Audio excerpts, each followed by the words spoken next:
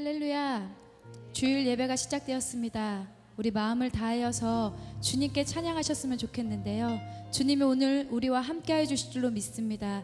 그렇기에 감사함으로 기쁨으로 정말 우리의 마음을 다하여 주님께 그렇게 찬양하며 나아가는 우리 성도님들 되길 소망합니다.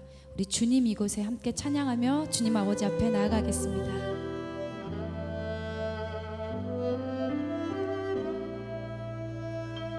주님 이곳에 우리와 함께 하시네. 나의 몸과 마음 경배 드리네. 주님 이곳에 계시네. 주님 이곳에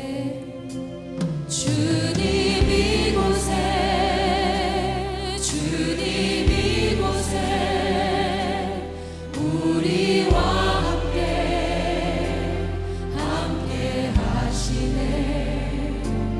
나의 몸과 마음 경배 드리네. 주님 이곳에 계시네. 상한 심령을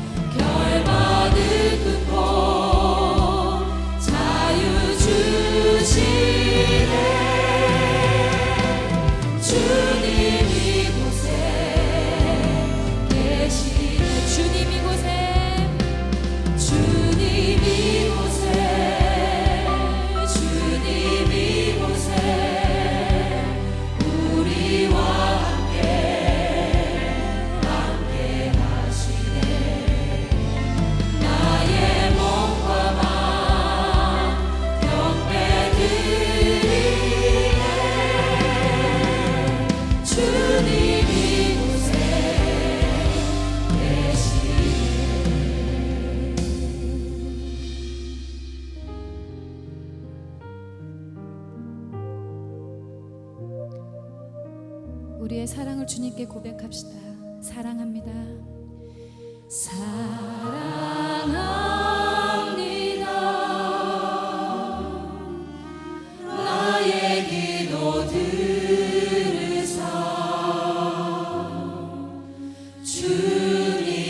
주님만이 사랑하 고지시네.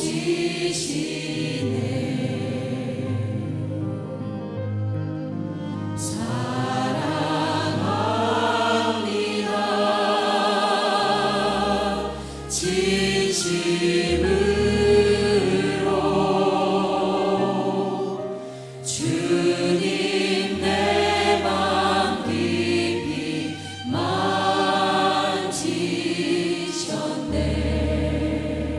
우리 다시 한번 고백하겠습니다. 사랑합니다.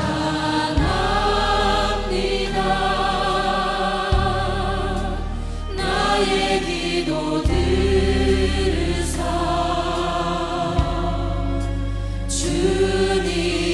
주님만이 사랑한 맘 고지시네.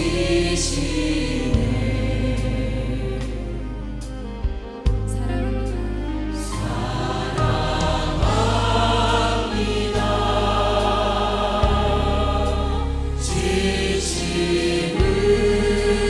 진심으로 주님 내 맘 깊이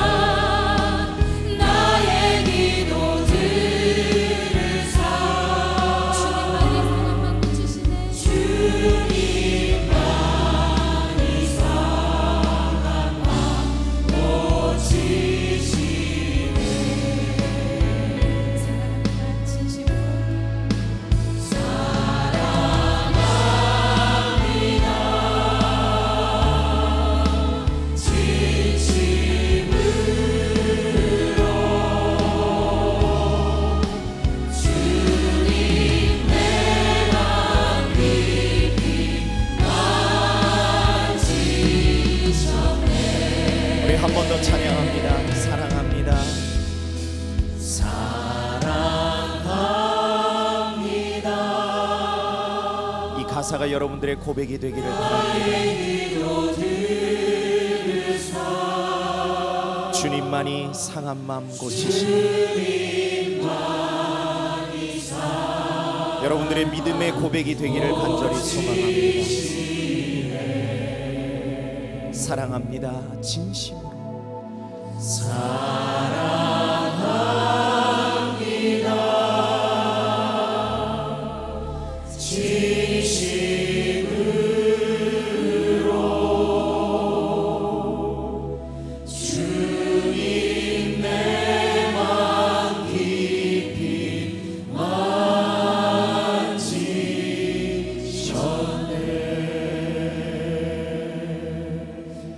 하나님께 예배하기 위해 이 자리에 나오신 여러분 한 분 한 분을 주님의 이름으로 환영합니다.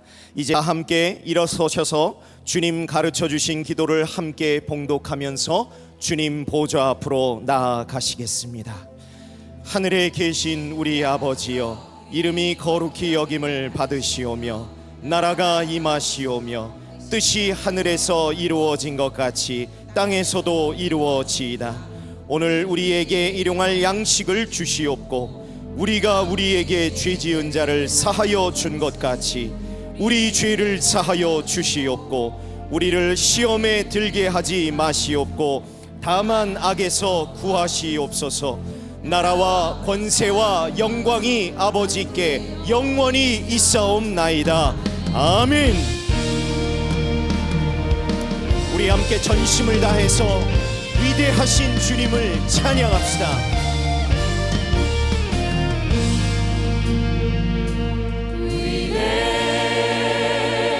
위대하신 주 찬양해.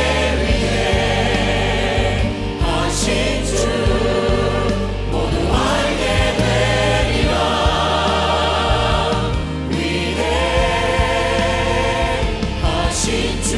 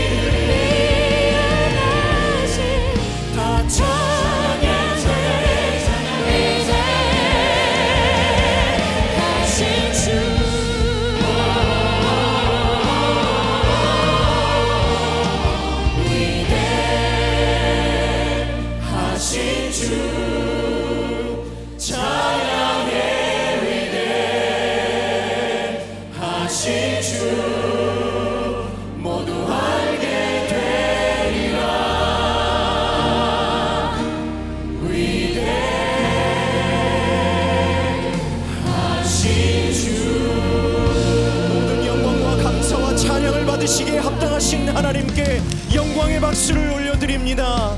아멘.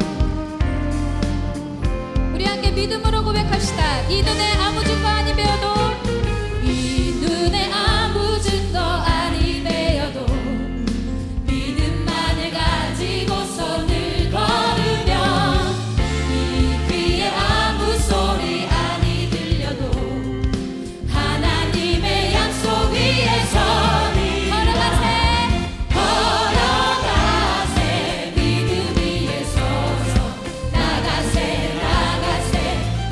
버리고 걸어가세.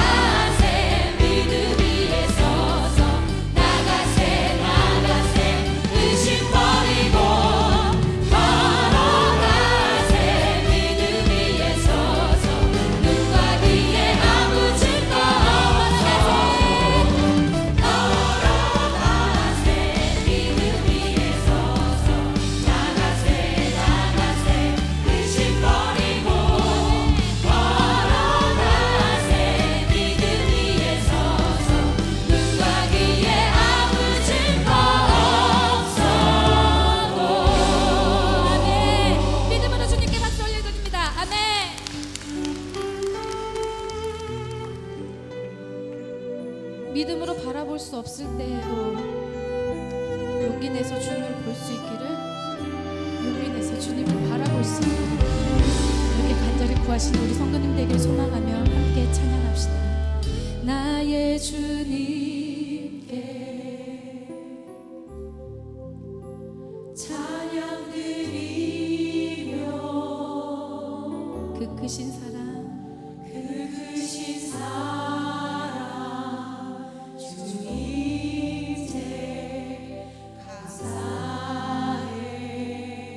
어둠 속에 찾아오셔서 어둠 속에 찾아오셔서 주님의 영광 보게 하시네. 주님의 영광 보게 하시네. 의심하는 나를 의심하는 손 내밀어 잡아주시네. 두려운 맘 내려놓고 주 바라봅니다. 주님을 보게 하소서. 주님을 보게 하소서.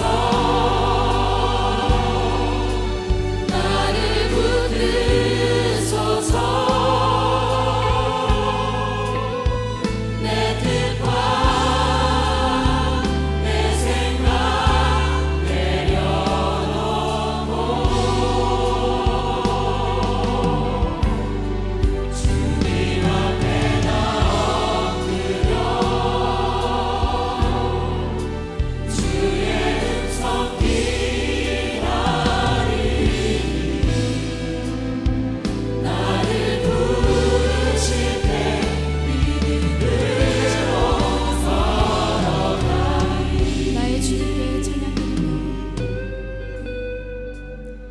나의 주님께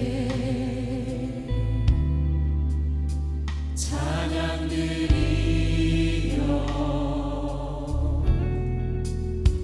그 크신 사랑 주님께 감사해. 어둠 속에 찾아오셔서 어둠 속에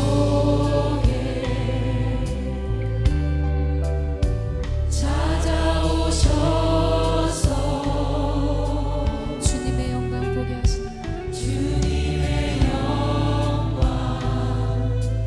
보게 하시네. 의심하는 나를 의심하는 나를 손 내밀어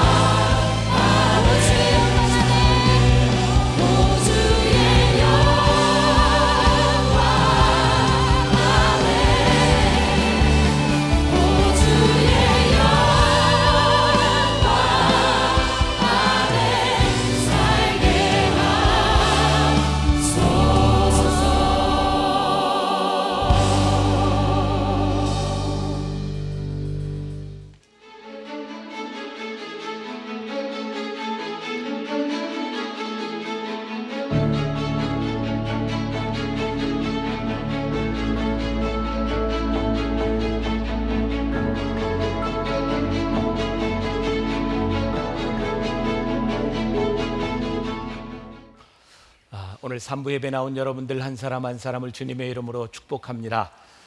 지난 한 주간 변화산을 우리들이 참 은혜스럽게 지나갔습니다. 하나님께서 변화산을 통해 우리들에게 마음의 문을 열어주셨으면 이제 우리들이 하나님의 지식을 채워야 될 때입니다. 이성과 감성이 잘 조화를 이루어야 합니다. 자, 오늘부터 레디컬 가스펠이라고 하는 그런 주제로 여러분들과 함께 6주 동안 말씀을 나누게 됩니다. 올 한 해 주제가 계속해서 레디컬입니다. 어떻게 우리의 신앙을 근본적으로 새롭게 할 수 있는가. 오늘 첫 시간 복음이 없다면 이라고 하는 제목으로 오늘 사도행전 10장 1절부터 사실은 48절까지의 전체의 말씀인데 다 읽어드리지 못했습니다. 여러분들이 집에 가셔서 말씀을 듣고 말씀을 한번 묵상하면 더 좋은 기회가 될 것 같아요. 제가 말씀을 준비하는 중에 어떤 분의 그 페이스북에 올라온 글을 보게 되었습니다. 여러분들에게 물어볼게요. 깨하고 소금하고 더하면 뭐가 되죠? 깨소금 너무 잘하시네. 네. 깨하고 설탕하고 합치면 네? 깨달음.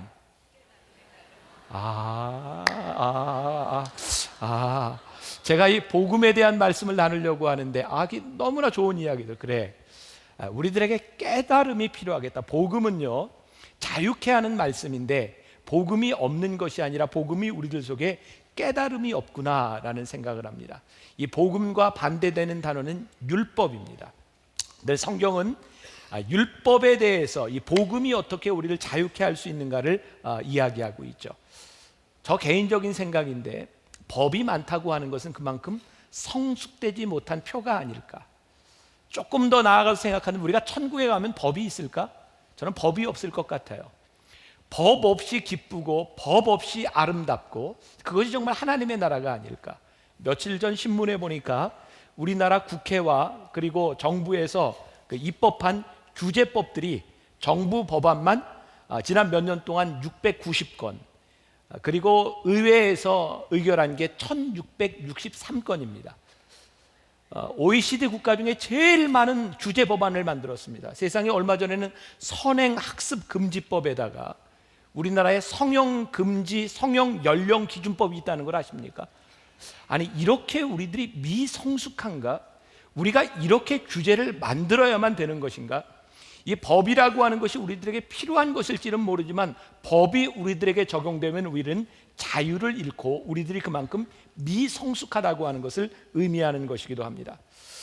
어느 순간 율법이라고 하는 것이 우리들이 신앙생활하는데 필요한 것이기는 했는데 그 율법을 가지고 권력을 휘두르고 누군가를 억압하는 수단으로 변질되었던 것 같아요. 그래서 예수님께서 이 땅에 오셔서 율법에 대하여, 그것이 악은 아닌데 잘못된 율법에 대하여 아주 신랄하게 예수님께서 그 전통을 깨고 율법을 비판하시는 것을 보게 됩니다. 오늘 사도행전 10장에 등장하는 주인공이 고넬료라는 사람입니다. 그 사람에 대해서 10장 1절과 2절에서 이렇게 말하고 있습니다. 가이사랴에 고넬료라 하는 사람이 있으니 이달리아 부대라 하는 군대의 백부장이라. 그가 경건하여 온 집안과 더불어 하나님을 경외하며 백성을 많이 구제하고 하나님께 항상 기도하더니.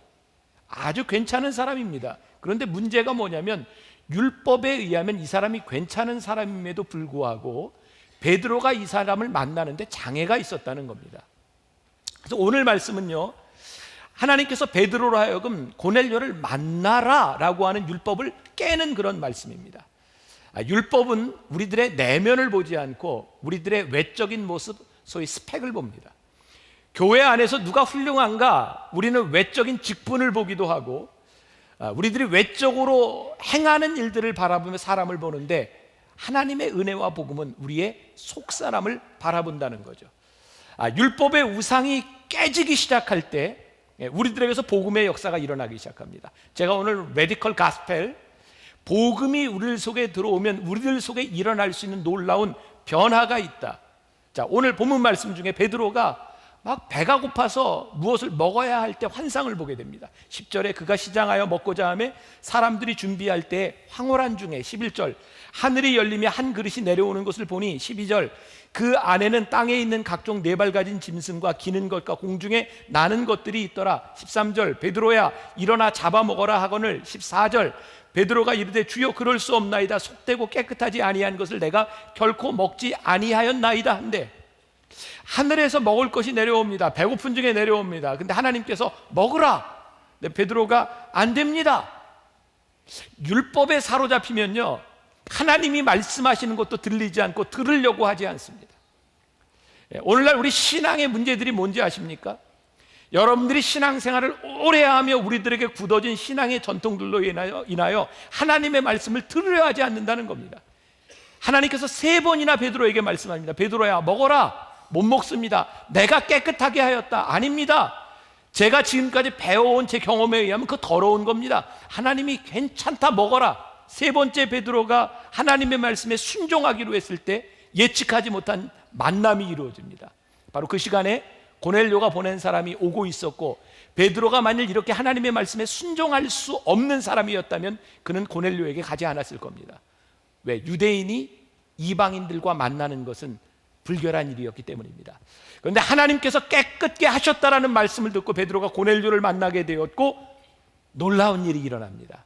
10장 34절 베드로가 입을 열어 말하되 내가 참으로 하나님은 사람의 외모를 보지 아니하시고, 35절 각 나라 중 하나님을 경외하며 의를 행하는 사람은 다 받으시는 줄 깨달았도다. 47절 이에 베드로가 이르되 이 사람들이 우리와 같이 성령을 받았으니 누가 능히 물로 세례 베품을 금하리요 하고, 48절 명하여 예수 그리스도의 이름으로 세례를 베풀라 하니라. 오순절 다락방에서 있었던 초대교회의 역사가 고넬료와 베드로의 만남 가운데서 일어납니다. 만일 베드로가 그의 전통과 율법으로 거절했다면 일어나지 않을 일이었습니다. 사랑하는 여러분, 잘 기억하십시오. 여러분들의 생각이 아닌 하나님의 말씀과 복음 앞에 여러분들의 생각을 깨고 복음 앞에 여러분들이 순종하려 여러분들이 할 때, 그때 비로소 하나님의 능력이 나타납니다. 왜 율법적인 신앙이 다이나믹을 잃어버리고 율법적인 신앙이 그렇게 고루해지는가? 내 생각을 내려놓지 못하기 때문에 하나님의 기적과 하나님의 능력이 나타나지 않기 때문입니다. 당시 예수님 당시의 종교 지도자들은 예수님께서 행하시는 기적이 못마땅했습니다. 왜? 그들의 율법을 깨고 일어나는 일이었기 때문입니다. 그래서 하나님이 죽은 자를 살리시고 안진뱅이를 일으키시고 눈먼 자를 뜨게 하는데도 그들은 그게 기쁘지 않았습니다. 그래서 기쁜 자와 함께 기뻐하지 못하고 우는 자와 함께 울지 못했습니다. 복음이 들어갈 때 우리들에게서 비로소 변화들이 일어납니다. 마이클 야코넬리의 영성이라는 책에 나오는 문장입니다. 메시아 대본에는 예수라는 인물이 안 나와요. 우리 메시아는 낙오자들과 어울려 다니지도 않고 규율을 어기지도 않고 우리 종교 지도자들의 권위에 도전하지도 않아요. 그리고 우리 종교에 위협을 가하지도 그렇게 무책임하게 행동하지도 않아요. 메시아는 자신의 명예를 경시하거나 별 볼 일 없는 사람들과 친구가 되거나 이상한 사람들이 모이는 곳을 그렇게 자주 드나들지도 않아요. 그게 당시에 메시아를 기다리는 사람들이었습니다. 그런데 예수님께서는 이렇게 말씀하십니다. 이 메시아는 그렇게 해요. 이 메시아는 그렇게 해요. 예수님이 메시아로 오셨음에도 불구하고 그들은 메시아를 받아들이지 못했습니다. 왜? 그들은 율법에 매여 있는 자들이었기 때문입니다. 그런데 왜 사람들은 이렇게 율법에 매여 있으려 할까요? 사실은 편하게 살려는 의도와 자신의 권력을 휘두르려고 하는 의도들이 참 많이 있는 것 같습니다. 오늘 28절에 보니까 하나님께서 내게 지시하사 아무도 속되다 하거나 깨끗하지 않다 하지 말라 하시기로, 내게 지시하시기로. 여러분들 보세요. 하나님이 우리들에게 지시하시면 우리의 인생이 고달파집니다. 내 마음대로 정해놓은 대로 살아가고 저 사람은 나쁜 놈이고 이 사람은 내가 사귈 수 있는 사람이고 그냥 그렇게 살아가면 우리의 인생이 편한데, 복음은 우리를 편하게 살라고 놔두지 않고 복음대로 살라고 우리를 부르신다는 거예요. 여러분, 왜 지금 일본에서 혐한 시위가 일어납니까? 그냥 우리끼리 잘 살 테니까 외국인들 들어오지 말라, 그냥 우리 마음대로 살아가겠다. 여러분, 청교도들이 복음의 자유를 찾아, 신앙의 자유를 찾아 미국 땅에 왔는데 그들이 신앙생활에 정착하면서 그들은 또 다른 법을 만들어냅니다. 그들은 인디안들을 쫓아내기 위해서 그들의 법을 만들고 흑인들을 그들이 노예로 삼기 위해서 성경을 자기들 마음대로 해석합니다. 그리고 그들은 법을 만들어 놓고 그렇게 살아갑니다. 왜? 그게 그들을 편하게 하기 때문입니다. 근데 예수님께서 오셔서요, 그 차별과 모든 것을 다 깨셨어요. 아니라는 겁니다. 복음 앞에는 누구나 똑같다는 겁니다. 너희들이 잣대로 만들어 놓은 그거 다 없애버려야 복음이 우리들 속에 일어난다는 겁니다. 예수님이 이 땅에 오신 것은 차별이 아니라 포옹이었습니다. 예수님은 이 땅에 오신 것으로 사명을 다했다 하지 않으시고 그곳에 들어가셔 그들과 함께 사셨습니다. 마태복음 11장 19절에 보면 율법을 잘 지키는 자들이 예수님에게 이렇게 말을 합니다. 포도주를 즐기는 사람이여 세리와 죄인의 친구로다. 가장 강력한 인종차별이 이스라엘에 있었습니다. 같은 민족임에도 불구하고 그들이 북이스라엘과 남유다로 나누어져 있는데 북이스라엘에 있던 사람들이 아수르 사람들과 피가 섞였다는 이유로 그들을 개처럼 취급했습니다. 개만도 못한 인간들. 예수님 당시에 사마리아 여인에게 예수님이 가셔서 물을 달라라고 하는 말조차 용납이 되지 않았습니다. 사마리아 여인이 유대 남자와 말을 한다? 이거 용납이 되지 않는 일이었습니다. 근데 예수님이 그렇게 하셨습니다. 왠지 아십니까? 빌립보서 2장 6절부터 7절에 보면 그는 근본 하나님의 본체시나 하나님과 동등됨을 취할 것으로 여기지 아니하시고 오히려 자기를 비워 종의 형체를 가지사 사람들과 같이 되었고, 예수님은 우리와 다른 분이셨지만 우리와 같이 되셨다는 겁니다. 왜? 우리를 사랑하셨기 때문입니다. 복음 앞에서 모든 장애와 장벽들이 무너져 내리는 것이 복음입니다. 오늘 고넬료와 베드로가 만났던 것은 그들이 가지고 있었던 기존의 율법적인 틀이 깨어지면서 일어난 역사였습니다. 저는 목회를 하면서, 제가 만나교회 목회를 하면서 제 마음이 종종 상할 때가 있습니다. 주로 관계 때문에 일어나는 일들입니다. 하나님 때문에 맘상하는 일 없습니다. 여러분들 보시면 하나님 믿으러 왔다가 상처받는 건 다 사람 때문입니다. 여러분들 중에 많은 분들이 이사를 와서 저희 교회에 등록한 분도 있지만 요즘 참 많은 현상 중에 하나가 교회에서 받은 상처들이 많습니다. 근데 하나님 때문에 상처받아서 이런 사람은 제가 잘 못 봤습니다. 누구 때문에 상처를 받습니다. 우리들이 상처받는 것, 누군가는 상처를 주고 누군가는 상처를 받습니다. 누가 옳고 그르다, 이건 옳고 그름의 문제로 해결되는 일이 아닙니다. 왜? 저도 목회를 하면서 제가 틀리다고 생각하지는 않는데, 저는 목회를 하면서 제가 하고 싶은 일을 정말 하고 싶습니다. 근데 안 되는 일이 참 많습니다. 근데 이 안 되는 일이 우리 교인들하고 이루어지는 일이 별로 아닙니다. 우리 장로님들하고 이루어지는 일입니다.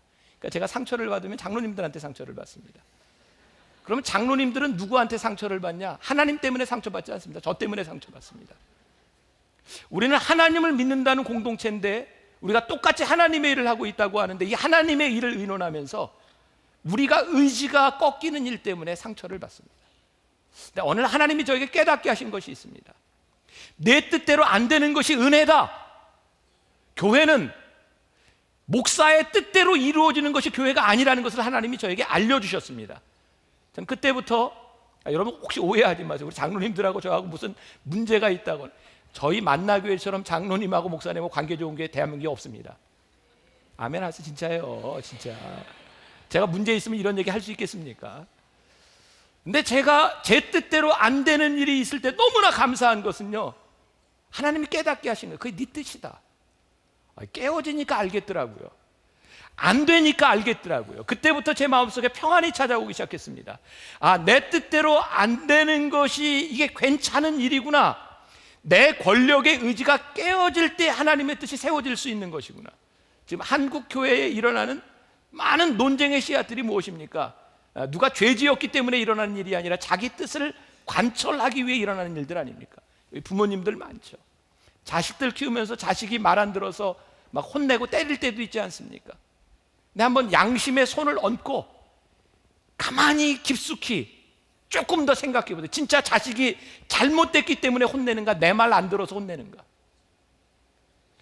생각해 보니까 그 자식이 나쁜 것 때문이게도 혼낼 때가 있었지만 내 말 안 듣는 걸 못 견디겠는 거예요. 내가 아버지인데 내가 엄마인데 이놈이 내 말을 안 들어? 우리는 권력을 휘둘리려고 합니다. 우리들에게 주어진 율법을 가지고 좀 편하게 살려고 합니다. 다른 말로 하면 이것은 야망이기도 합니다. 내 뜻을 이뤄야 되겠다. 여러분, 내가 무엇을 잘하고 싶다, 이거 잘못된 거 아니에요? 우리들에게 그런 욕망이 없다면 어떻게 살아가겠습니까? 근데 문제가 뭔지 아십니까? 내가 잘하는 것으로 끝나지 않고 저 사람보다 더 잘해야 되는 거예요. 누군가를 누르고 서야 되는 거예요. 그게 안 되면 내가 못 참는 거예요. 이건 잘못되었다. 왜? 하나님이 저에게 천체 깨닫게 하신 게 그거였거든요. 제가 목회를 한다고 하면서 저는 하나님의 목회를 하기보단 저는 다른 교회보다 더 잘하고 싶었어요. 만나 교회가 다른 교회보다 더 뛰어나고 싶었어요. 근데 그게 아니더라는 거예요.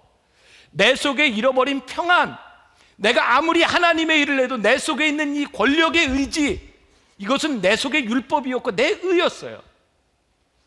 제가 완전히 버리지 못했지만 하나님이 깨닫게 하신 것이, 너는 지금부터 최고가 되려고 하지 마라. 좋은 목사가 되면 된다.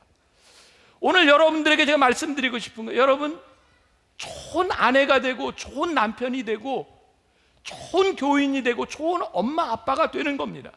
하나님은 누구와 비교하려고 하시는 분이 아니라 내가 너에게 준 그 모든 것들이 너에게 얼마나 큰 은혜인지를 알라고 우리들에게 말씀하는 거예요.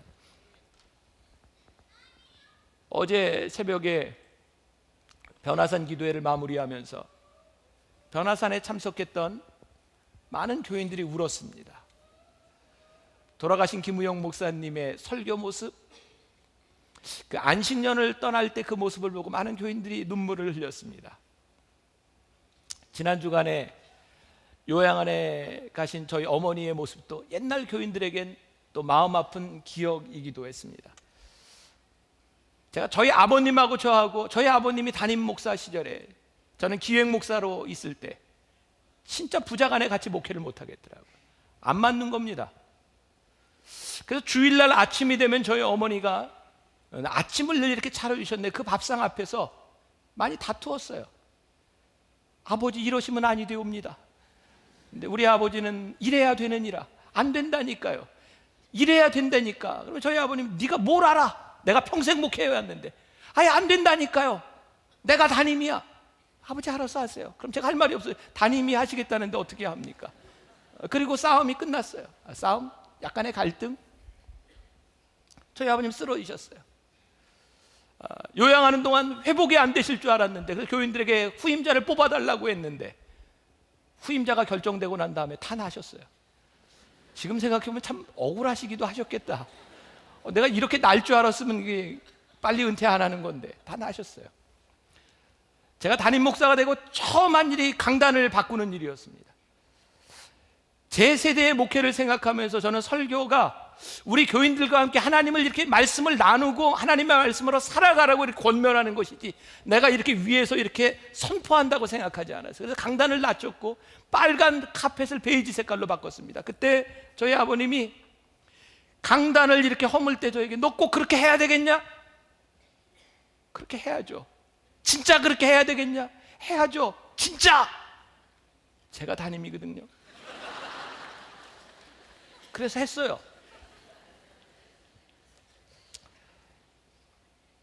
저희 아버님이 돌아가시고 제가 많이 울었습니다. 제가 잘못했다, 제가 나쁜 일을 했다고 생각하지 않습니다. 그렇게까지 마음을 아프게 했어야 됐을까? 그렇게 내 뜻을 이뤘어야 됐을까? 조금 늦게 간다고 무슨 일이 있었을까? 우리는 우리가 하고 싶은 일을 통해서 내가 하고 싶은 일, 그 뜻을 이루려고 우리는 참 많이 했습니다. 그게 정말 복음적인가? 아니, 제가 오늘 여러분들에게 얘기하는 거 오해하지 마십시오. 여러분, 우리가 무엇을 잘못했기 때문에 일어나는 일이 아니라 우리들이 조금 더 누군가를 헤아릴 수 있고 그 마음속에 우리들이 들어갈 수 있고 우리들이 복음 앞에 우리를 바라본다면 우리들이 조금 더 다른 결정을 할 수 있지 않을까?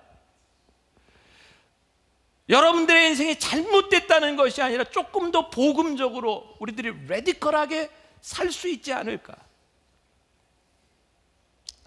권력이 내 의지가 우상화되기 시작하면 우리는 실패를 잘 인정하려고 하지 않습니다.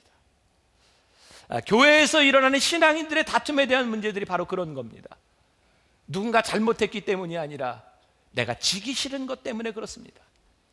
부부 싸움도 절대적인 악에 대한 문제보다는 내가 지배권을 가지기 위해서 싸울 때가 참 많이 있는 겁니다. 그래서 실패를 인정하기가 참 힘들어집니다. 그 위대한 사도 바울에게 있어서도 그런 고민이 있었던 것 같아요.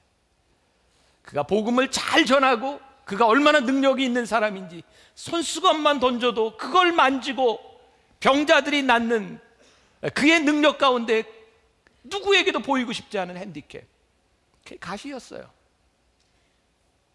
그래서 하나님께 기도하죠. 하나님, 제 가시 이것 좀 제해해 주세요. 내 목회에 이게 진짜 단점입니다. 하나님, 이것 좀 낫게 해주세요. 3번씩이나 기도하는데도 하나님께서 그 육신의 가시를 제해해 주지 않습니다. 그리고 고린도후서 12장 9절에서 이런 음성을 듣습니다. 나에게 이르시기를 내 은혜가 내게 족하도다. 이는 내 능력이 약한 데서 온전하여짐이라 하신지라. 그러므로 도리어 크게 기뻐함으로 나의 여러 약한 것들에 대하여 자랑하리니 이는 그리스도의 능력이 내게 머물게 하려 함이라. 사도 바울이 복음 안에 자유함을 얻는 순간입니다. 내가 더 강한 사람이 되기 때문에 내가 자유함을 얻는 것이 아니라 하나님이 나에게 주신 그 가시 때문에, 내 약함 때문에 하나님이 나와 함께 하시는구나, 그것을 깨닫게 시작하며 사도 바울은 이제 그의 가시를 자랑하기 시작합니다. 우리의 인생의 문제는요, 모든 것이 다 해결되기 때문에 우리들이 자유함을 얻는 것이 아니랍니다. 율법에 의하면, 우리들이 가지고 있었던 우리의 권력 의지에 의하면 누군가를 이기고 누군가보다 나아져야 우리가 승리자가 되고 자유할 줄 알았는데 그런 일들이 이루어지지 않더라는 겁니다. 누구를 누르고 나면 다음 사람을 또 눌러야 되고, 내가 이 사람을 누르고 나면 누군가 나를 따라올까 봐 겁나고, 내 문제가 해결되면 나에게 아무 문제가 없을 줄 알았는데 또 다른 문제가 다가오고, 이건 도대체 우리들에게 해결되지 않는 문제더라는 거예요. 아, 복음의 역사는 그런 것이 아니구나. 내 약함을 하나님 앞에 드러내놓고, 하나님, 나의 약함이, 이 약함으로 인하여 하나님이 나를 붙들어 주신 그 은혜를 고백하고, 하나님, 제가 최고가 되는 것이 아니라 나에게 주어진 인생 가운데 하나님 나를 최선을 다해 사용해 주심이 너무 감사함으로 고백되기 시작할 때, 하나님 앞에 나를 내어놓지 못하면, 내 약함을 내어놓지 못하면 우리 하나님 앞에 교정되지 않습니다. 교정되지 않는 인생은 정말 위험해질 수 있습니다. 다니엘서에 나오는 느부갓네살 왕, 그가 꿈을 꾸고 사람들에게 꿈 해석을 합니다. 모조리 죽입니다. 느부갓네살의 마음에 들지 않는 이야기들을 하는 모든 사람들을 죽입니다. 우리들이 복음 안에 서지 않으면요, 내 마음에 들지 않는 거 견디지 못합니다. 내가 변화되려고 하지 않습니다. 오늘 본문 말씀에 베드로와 하나님이 어쩌면 다투는 것처럼 보입니다. 하나님께서 베드로야, 이거 먹어라. 저 그럴 수 없습니다. 먹어라. 그럴 수 없습니다. 근데 결국 베드로가 순종하기로 마음을 먹고 그의 율법을 내려놓습니다. 하나님이 깨끗하다 하셨기로 내가 지금까지 살아왔던 나의 잣대를 하나님 앞에 내려놓습니다. 그리고 베드로는 고넬료를 만나고 그의 목회에서, 그의 사역에서 놀라운 경험을 하게 됩니다. 아, 하나님은 겉사람을 보시는 것이 아니라 속사람을 보시고 하나님이 괜찮다 하시면 괜찮아지는 것이구나. 그는 목회의 새로운 삶의 경지에 들어가게 됩니다. 우리는 내가 힘을 가져야 평안하리라고 생각하지만 복음은 반대입니다. 내 힘을 내려놓으라고 말씀합니다.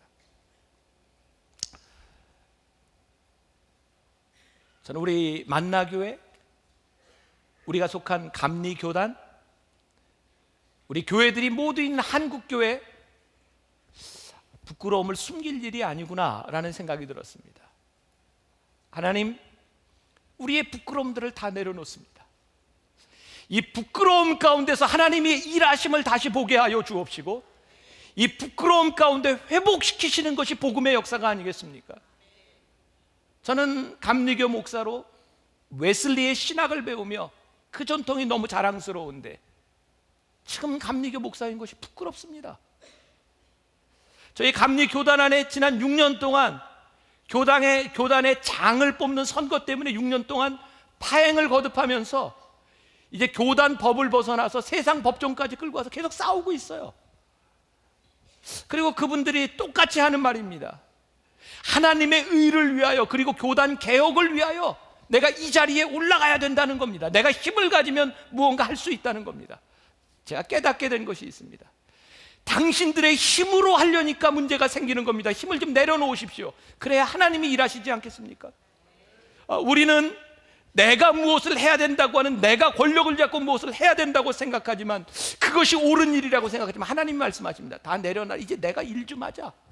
하나님 그러실 것 같아. 내가 좀 하자. 내가 좀. 언제까지 너네가 할래? 오늘 이 한국교회를 바라보면 이제 하나님께서 일하실 때가 되었다. 이제 더 이상 어찌할 수 없는 곳에서 우리들이 손을 놓고 하나님이 일하시도록 우리들이 한다면 이제 하나님께서 일하시는 회복의 역사를 우리들이 바라보게 될 것이다. 교회의 문제뿐만 아니라 여러분들의 신앙의 문제에도 적용해 보십시오. 내 권력과 내 의지가 아니라 하나님께서 내 안에서 일하십시오. 그때 우리들에게 자유함과 안식이 찾아옵니다. 구약에 보면 하루를 생각하는 방식이 틀립니다. 하나님께서 이 세상을 창조하십니다. 별을 지으시고 해도 지으시고, 근데 그 창조의 일마다 꼭 마지막에 이렇게 나옵니다. 저녁이 되고 아침이 되니 이는 몇째 날이다. 저녁이 되고 아침이 되니. 이 구약에서, 이 성경에서 하루는요, 우리 인간들이 모든 활동을 멈추고 그 다음 날이 될 때 하루가 인정이 됩니다. 이게 무슨 의미일까요? 인간이 잘 때 하나님이 일하십니다. 그게 하루입니다. 우리가 일할 때 하루가 만들어지는 것이 아니라 우리들이 일을 쉴 때 하나님의 하루가 만들어지는 겁니다. 하나님은 졸지도 주무시지도 아니하시는 하나님. 하나님이 우리들에게 이렇게 말씀하실 것 같아요. 내가 할게. 내가 할게. 하나님 앞에 우리들의 가장 강력한 우리의 힘을 내려놓을 때, 예수님의 공생의 사역 가운데 가장 능력이 있었던 놀라운 사건, 예수님께서 하나님께 이렇게 기도합니다. 아버지여, 나의 원대로 마옵시고 아버지의 원대로 하옵소서. 아버지의 원대로 하는 것이 사역이 끝나는 것이 아니었습니다. 하나님의 역사가 이루어지는 순간이었습니다. 여러분들이 하나님 앞에 이렇게 이야기할 수 있어야 합니다. 하나님 일하세요. 그때 우리는 비로소 은혜가 우리들의 삶을 다스리기 시작하고, 은혜가 우리의 삶을 다스리기 시작할 때 우리들에게 찾아오는 평안함을 우리들이 경험하기 시작합니다. 우리 하나님을 믿는다고 하면서 은혜가 다스리는 삶을 경험하지 못한다면 우리가 참 불쌍한 사람이 아니겠습니까? 복음은 우리들에게 도전합니다. 너의 힘이 무엇이냐? 너의 의지가 무엇이냐? 많은 사람들 돈을 떼놓고 생각할 수 없죠. 물어보겠습니다. 하나님이 안 계시다라는 말과 은행에 돈이 없다, 뭐가 더 여러분들을 불안하게 합니까? 어느 게 더 불안하세요? 우리는 돈에 대한 환상을 가지고 있습니다. 돈이 이만큼 있으면, 내가 돈을 좀 더 벌면, 잠언 18장 11절에 부자의 재물은 그의 견고한 성이라 그가 높은 성벽같이 여기느니라. 단지 그가 그렇게 생각할 뿐입니다. 그것은 사실이 아닙니다.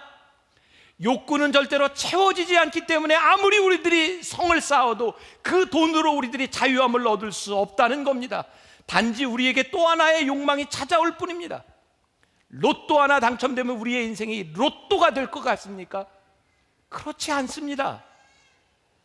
통계에 의하면 소득을 분류했을 때 많은 소득을 가지고 있는 사람보다 적은 소득을 가지고 있는 사람들이 어려운 사람을 돕는 비율이 훨씬 높답니다. 돈을 가지고 여러분들이, 돈이 많다고 여러분들을 자유롭게 만들어주지 않는다는 겁니다.